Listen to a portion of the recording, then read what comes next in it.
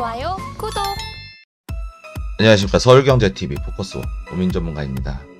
오늘 2024년 10월 17일 목요일 국내 증시 시황 시작하도록 하겠습니다.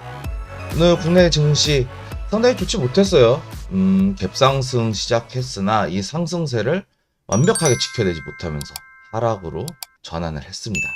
전일 종가 대비해서도 하락을 만들어냈고, 외인들의 매도세는 지속돼서 연일 자금이 빠져나가고 있습니다. 물론 반등이 나왔을 때도 있었지만 외국인들의 자금 그리고 기관들도 간만에 매수세가 유입이 되긴 했으나 지수 방어 차원 어떻게 보면은 유동성에 대한 부분들을 조금 잡기 위해서 매수세가 들어오지 않았나라고 보여집니다. 코스닥 시장도 마찬가지고요. 지금 등락 종목 수 자체도 완벽하게 약한 모습이 나와주고 있고요. 상한가 종목 없고 뭐 3개, 코스닥 시장 같은 경우는 3개, 하락하는 종목, 보합하는 종목들로 놓고 봤을 때 하락하는 종목들은 오히려 더 많은 거는 통상적으로 더 많긴 하지만 시장이 그렇게 좋은 흐름을 보였다라고 말하기는 참 어려울 것 같다라고 말씀드리도록 하겠습니다. 오늘 국내 증시 주도 섹터를 보시게 되면은 이러한 흐름이 나올 수밖에 없는 부분들이 이해가 되실 것 같아요. 초전도체가 나왔습니다. 간만에. 초전도체. 작년에 생각을 했을 때 초전도체가 상승이 나왔었죠. LK99라는 초전도체 물질로 하여금 상승이 나왔었는데, 이때가 시점이 어떤 시점이었냐면요. 2차 전지들이 약세가 빠져나가고 반도체가 자금이 들어오던 시기에 딱 그 중간에 껴가지고 일시적으로 반짝 상승했던 이 초전도체 관련 종목들 지금 다시 올라오고 있거든요.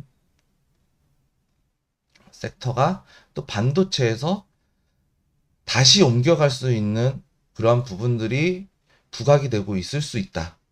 그런 가능성 충분히 열어둬야 됩니다. 과거와 그랬듯이 초전도체와 관련된 부분들은 여전히 밝혀지지 않고 있어요. LK99라는 물질에 대한 실체는 있지만 뭐가 확실히 밝혀진 게 없다라는 얘기죠.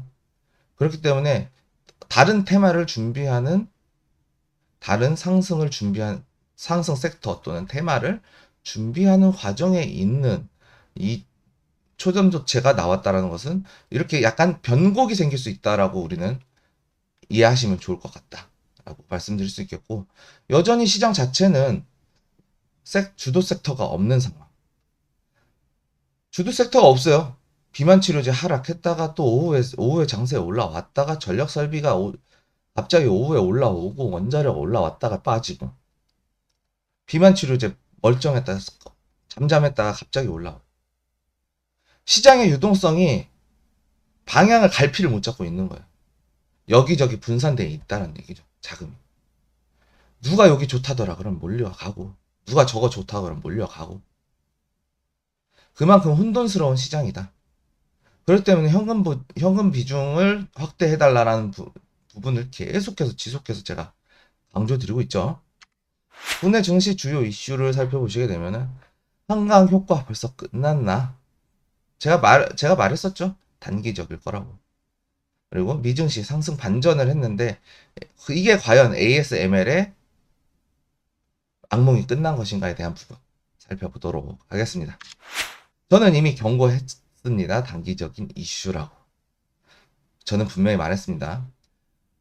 여기 옆에 오른쪽에, 사진 오른쪽에 보시면 제가 했던 내용들 다 있어요. 그 전에 말씀했었던 이 이유들을. 실적 감소, 종이책 세대 끝났다. 저희 아들이 있다고 그랬죠. 초등학생인데 태블릿 PC로 대체를 하고 있습니다. 빠른 곳은 벌써 태블릿으로 교과서를 대체를 했어요. 그리고 유튜브나 웹툰, OTT, 심지어는 책도 전자책이잖아요. 볼 게 많다. 그리고 종이, 원재료, 펄프, 환경 문제 부각된 지 오래입니다. 저 초등학교 시절 때부터 종이는 나무로 만든다. 나무로 나무로 생산되는 이 펄프 전부 수입이고, 그만큼 많은 나무를 베어야 하고, 책 한 권을 만들기 위해서는 수많은 나무를 베어야 한다. 이런 것들이 교육이 들어왔었어요. 저 어릴 때도 이미 노벨 문학상 뚫지도 못한 매물대, 그만큼 매물대는 무서웠다라고 할 수 있겠고요. 오랫동안 물려 있었으니까 본전이다. 와, 본전 왔다. 더 갈까? 아, 내가 너무 오래 기다렸어. 포기할래. 이런 매물들이, 악성 매물들이 쌓여 있었다는 얘기죠. 손절이 안 되던 물량들 정리가 나오면서 매물대가 맞았다. 단기적인 이슈일 것이다. 아직까지는 상승세가 끊이진 않고 있지만 조심해야 될 위치였어요. 그리고 단기적인 이슈일 것이다. 지금 벌써 노벨 문학상에 대한 이야기는 시장에서 나오고 있지 않죠. 이거를 뛰어넘는 무언가가, 실적에 반영될 수 있는 무언가가, 혹은 이 무언가가 한강 작가의 작품들이 시장에서 더 각광을 받지 않는 이상, 지속적으로 각광받지 않는 이상 어려울 것이다라고 얘기를 했어요. 제 말대로 돌아갔다 라고 말씀드리면서 첫 번째 이슈 마치도록 하겠습니다. 두 번째 이슈, 미국 증시 상승 반전 ASML 악몽이 끝났을까요? 안 끝났다고 봅니다. 주요 내용을 보실게요. 어닝콜이 이제 어제 개장 전에 발표가 나왔습니다. 중국 매출 비중이 40%에서 20%로 감소할 것.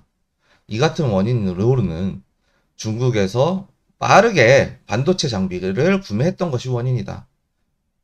AI가 그만큼 데이터 센터가 필요하니까 그만큼 많은 반도체를 찍어내고, 중국도 반도체 굴기라는 것을 실행을 하기 시작했죠. 반도체 굴기가 있었잖아요. 이 반도체 굴기를 위해서 해외에서 장비를 여기저기서 많이 사왔다는 얘기죠. 빠르게 장비를 구매했던 것이 원인이었다. 매출 비중 정상화 과정에서 당연한 것이었다. 급격하게 들어왔으니 급격하게 빠진다는 얘기예요. 우리 주식 시장에서도 산이 높으면 골이 깊다는 것과 마찬가지로 정상화되는 과정에서 당연히 빠져나갔던 것이었다. AI가 없었다면 시장은 매우 침체되었을 것이다.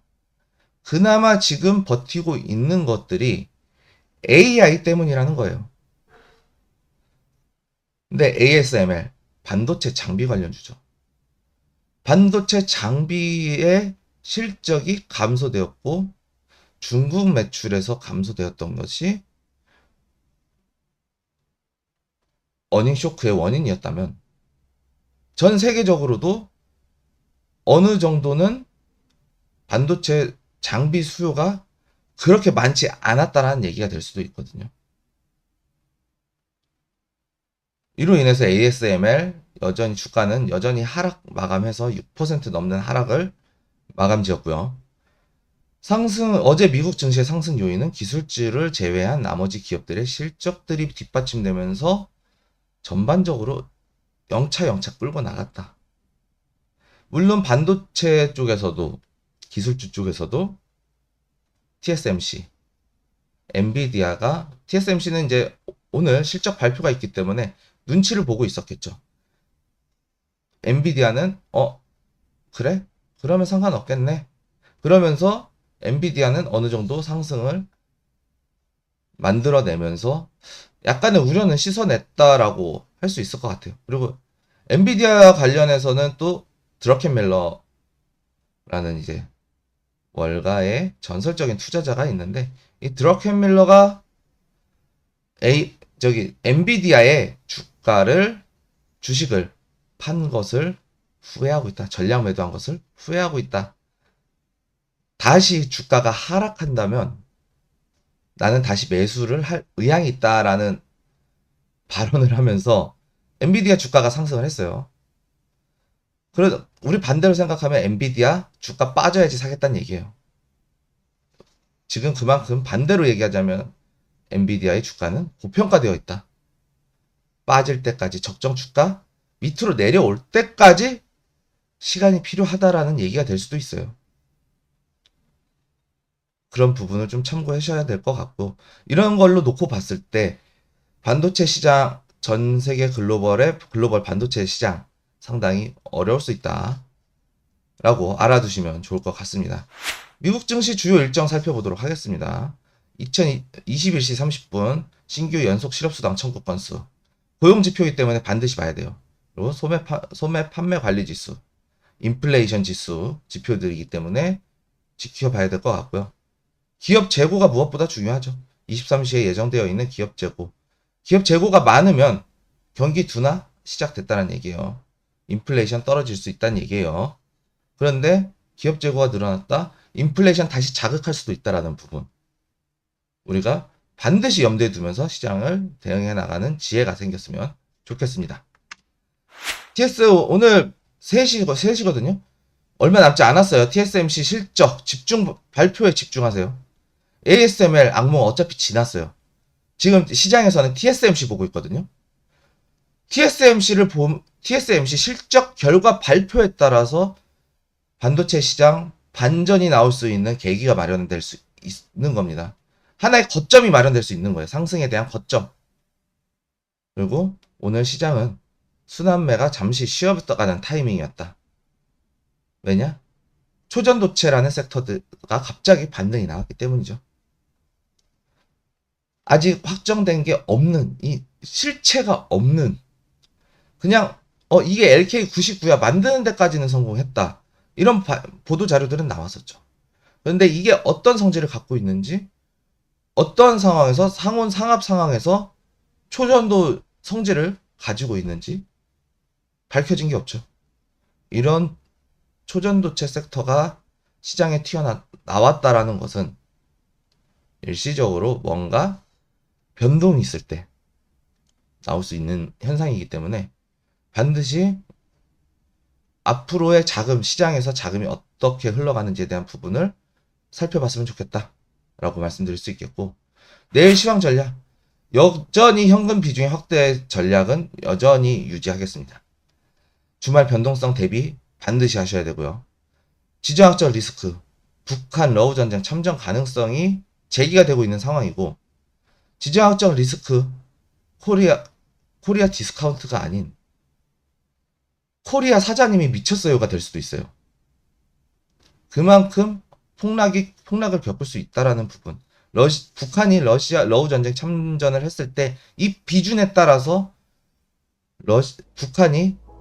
북한과 우리나라가 지정학적 리스크가 고조될 수 있다라는 부분 반드시 우리가 참고하셨으면 좋겠습니다. 그리고 전쟁 지표, 중국의 경기 부양책의 실효성에 의문이 나오고 있는 상황에서 국내 증시 악영향을 받을 수밖에 없다. 그렇기 때문에 현금 비중 확대 전략 다시 한번 강조드리면서 내일 시황 전략까지 마치도록 하겠습니다. 이로써 오늘 국내 증시 시황 마치도록 하겠습니다. 시청해주셔서 감사합니다.